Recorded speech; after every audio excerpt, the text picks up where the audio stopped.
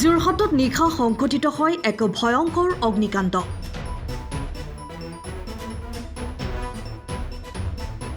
এজন অগ্নিদগ্ধ।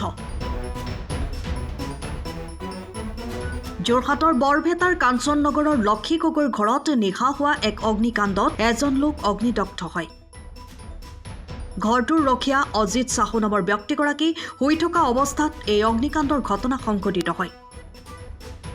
মাজনিশা গভীৰ টোপনিত থকা সাহু অগ্নিদগ্ধ হয়।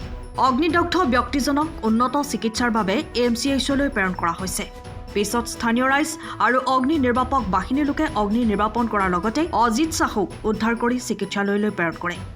অগ্নিকাণ্ডত বহু সা সামগ্ৰী জুইত যায় বুলি জানিব পৰা গৈছে। আনহাতে অগ্নিকাণ্ডৰ কাৰণ বৰ্তমানেও জানিব পৰা হোৱা নাই। আমি গম নাপাওঁ, আমি সকলো শুয়ে আছিলোঁ। ঘপককেনে ধপ ধপ শব্দ শুনিছোঁ আৰু চিঞৰ বাখৰ শুনিলোঁ।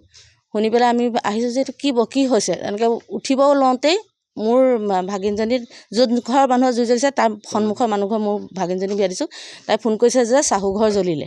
চাহু ঘৰ জ্বলিলে বোলে আমি বিচনাৰ পৰা নামি আহি দেখিছোঁ যে একদম বৃহৎ জ্বৰ, জুই একদম পূৰা জুই জ্বলিছে, একদম জ্বলিছে। তাৰপৰা সকলো গাঁৱৰ মানুহ আহি পেলাই মানুহজন ভিতৰত এজন মানুহ থাকে, তাৰমানে তেওঁলোকৰ মালিক নাথাকে, মানুহ এজন থাকে, সেইজন ৰখীয়া হিচাপে থাকে। তেওঁ অজিত সাহু। তাৰপৰা সকলো গৈ পেলাই দেখিছে চাহু ঘৰ জ্বলিলে বুলি ক'লত তেখেতক যেনিবা দেখিছে।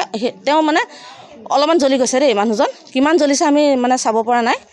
কিছু সংখ্যক জ্বলিছে। তেওঁ শুই আছিলে, তেওঁ জ্বলি গৈছে। তাৰপৰা সকলো গাঁৱৰ ৰাইজে আহি তেওঁলোকৰ দুটা ঘৰ নতুনকৈ এটা বনাইছে আৰু পুৰণা ঘৰটোৰ পৰা জুইকুৰা জ্বলি নতুন ঘৰটোলৈ আহিলে এইটো ঘৰ ওচৰৰ পাদৰ চবৰ সকলোৰে ঘৰ পায়।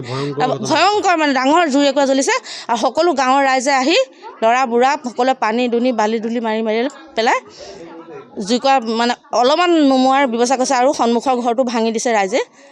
তাৰপাছতে ফায়াৰ ব্ৰিগেড আহি এতিয়া নুমুৱাইছে আৰু তেখেতক এম্বুলেঞ্চ 108 মাতি পেলাই যিজন জ্বলিছে 108ত তেখেতক বৰ্তমান GMCলৈ লৈ গৈছে ৰাইজে। Bureau' report, time of Assam. সময়ৰ খবৰ সময়ত পাবলৈ ফ'ল' কৰক টাইম অফ আছাম।